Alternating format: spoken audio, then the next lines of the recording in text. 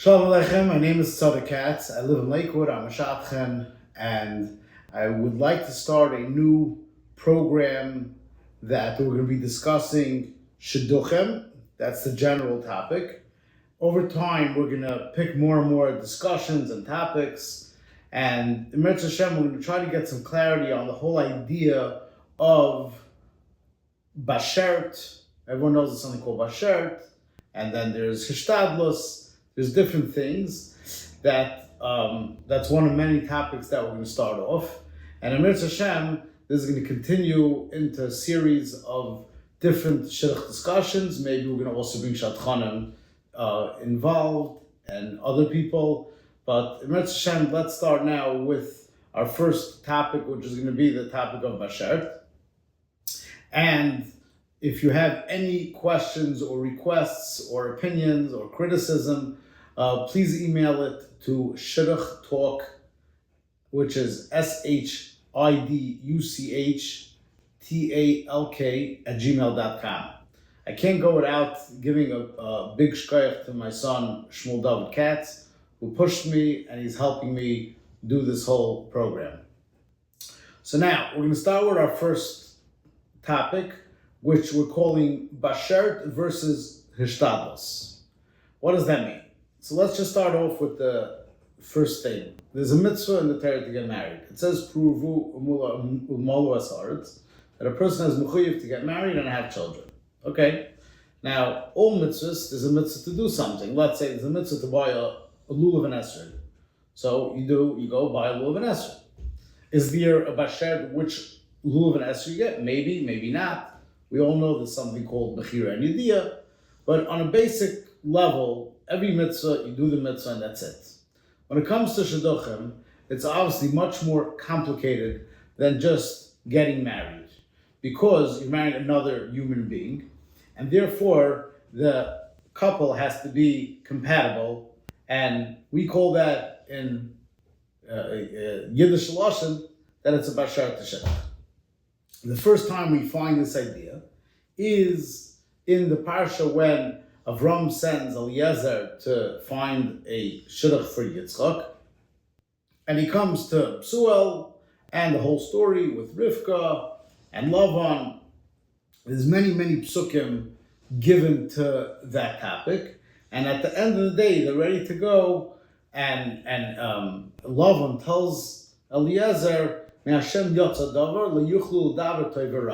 there's nothing we could do. Why? Because this is obviously straight from Hashem. The whole story, how Eliezer presented it, and everyone saw very clearly that it was a Bashert Shidduch. Okay, so that's in the Torah that you see. It says that it comes from Hashem. There's a Gemara in Sotah Daf Beis, which is where all the whole idea of the Bashert comes from in the Gemara. The Gemara starts off with a question. And the Gemara brings down a pasuk that Hashem's not going to put a rasha with a good person. So the Gemara asks that Shidduchim doesn't go according to your deeds. It goes by the Baskel, which happens 40 days before you're born.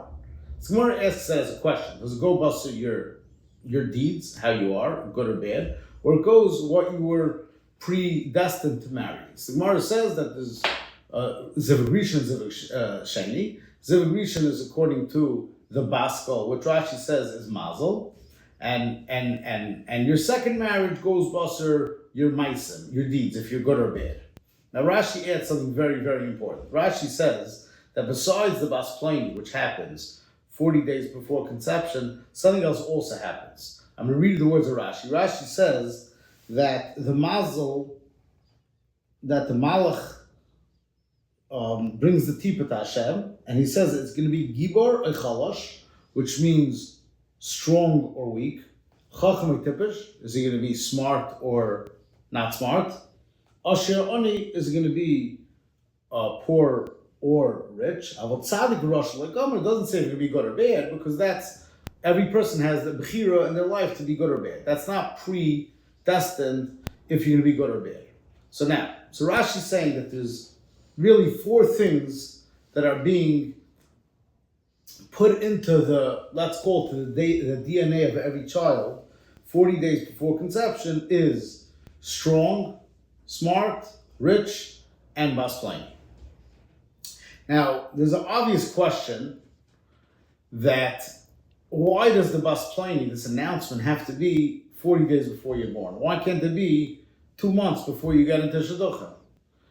Hashem will say, guess what? You're going to marry this person. There's a better question, which is, I think is a harder question, is the Asher Ani. That why does the money, if you're poor or rich, have to be decided before you're born? Let it be decided right before you go to work, or a day before you're born, or a day after you're born. Why is it so important to put it into the DNA? When we put in the DNA, are your physical attributes and your intellectual attributes. So why is money put in, and why is who you're going to be married put into the DNA of the person? So we're going to start off with a very interesting Nesivus. It's in Kilos Yaakov in Tainus, where the Gemara brings down a story about Reb Elazar ben Padas, who was a very extremely poor person. He was an Amoira, and he was very, very poor.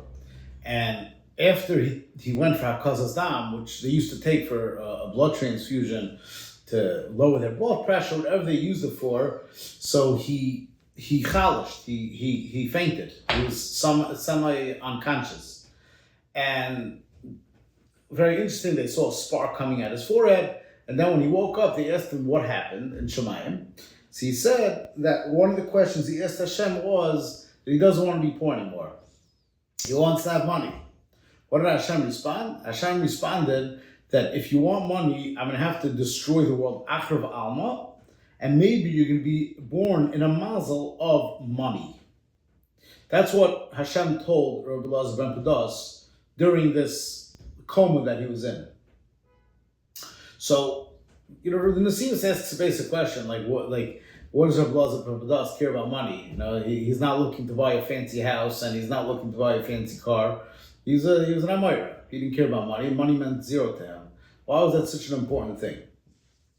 Second question is that what does it mean that Hashem said I have to destroy the world and create you in a mazel of money? Why can't Hashem just give him money?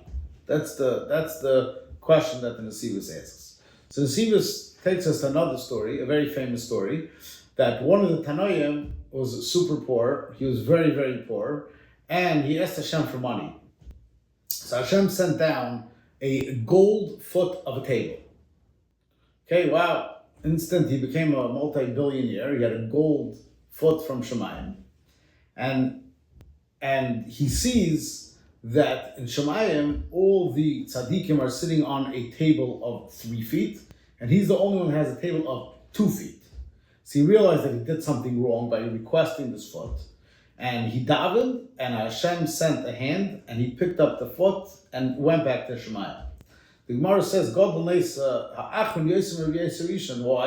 It means the second nace of the foot going back to Shemayim is a bigger nace than the foot coming down, because we have a Messiah that Hashem only takes. Hashem only gives, he doesn't take. So he took it back, and that was the nace. Now the Nesivus says, obviously, there was some avla that was done here, or some taina, that we needed such a big nace to take back the foot. So he explains as follows. These tzaddikim, they wanted money, not because they wanted to buy a fancy watch. They wanted money, Bashert, because they wanted to give tzedakah. They were poor the whole lives. They were never zeicher to the huge mitzvah of giving tzedakah. So therefore, they wanted to hold out kolim, they wanted to hold out yeshivas. They wanted to be a big, nice night tzedakah. So what was the message that Hashem told? Let's start off with the story with the foot. That you're going to be missing a foot from the table. What foot are you missing? So there's a Mishnah in Avos that says that on Torah, which is learning Torah, Avodah, which is Tefillah, Gemilas Chasadim, which is Chesed. So every person wants to be the best at all three. Now what happened? He got this foot of gold. Which foot was taken away? Says in the Sivas It was taking away the foot of Gemilas Chesed. Even though right now he's going to give billions of dollars to tzedakah. What's the explanation? So he says like this: when a person's born, so he's born with a tachlis. In his tachlis, to get his shleimus, Hashem has to give him the tools to get there. So therefore, a person is supposed to be a shleimus in a certain thing. He gets kelim for a certain thing. He says someone who's poor, his tachlis is not to give money to tzedakah. His tachlis is to do tzedakah and chesed that a poor person is mechuyev to do, which is beguf. Bikar chaylim, you could volunteer for any beautiful organization. You could learn with people for free, right? Talmid Chacham has thousands of things they could do with their money without giving money. So now that he had billions of dollars in tzedakah, fakert. Now by him giving tzedakah, he is not doing his tachlis of chesed, because his tachlis of chesed is to do it beguf, not with money. So that was the message that Hashem told his Tana, that you're going to have money now, but now you're not doing your tachlis because you're supposed to be giving your time to tzedakah, let's say, and not your money. So now let's go to Rabbi Elazar ben Padas. Rabbi Elazar ben Padas wanted money, obviously, for tzedakah.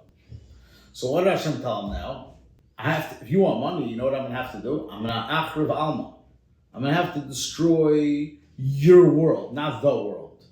And maybe you can be born in a mazel of money means, like what we just said in Sefer Daf Beis, that before a person's born, there's an announcement of that what goes into preconception is Chacham, Asher, Gibor, and Bashert. So he says that the money part, now that you want money, have to change the whole tachlis of this person. Rabbi Elazar ben Padas, your tachlis was a certain shleimus, and therefore I gave you certain tools that were put into your DNA to get there. Now, if you want money, I have to change your whole DNA. So the Nesiva says that the reason why a person is decided before 40 days if he's going to be poor or rich is because to reach his tachlis, his ultimate purpose in life, he has to need these things that Hashem gave him. He gives an example. He goes, if Hashem, if a guy is going to be rich and smart and strong, and he's a guy that always has to win, he's going to be a dangerous person. So Hashem has to make everyone with a certain balance. So the money is part of the balance that a person has. That is what the Nesiva says. I want to add in, I think it's simple, that the same thing is with the Bas Pliny, the Bashert that you're supposed to marry. That means part of your whole life goal, you're going to be shared with your wife. So it makes a very big difference, what your wife is. So like he says, if you're very strong and you have a certain balance, and then you have a wife that's going to add to that bad balance, you're never going to be able to get to your tachlis. So therefore, I think that the Nesivus also probably means that included in the DNA is also who you're going to marry. To reach your tachlis, which is your final completion, that you should be the best of yourself, and that came with the tools that you need to get it. And therefore, I think that's part of why it has to be in the DNA. I'm giving this hakdama because I think this is just to weigh your appetite, why it's so important, the whole idea of Bashert. Thank you, and Mitzvah Hashem will continue next time.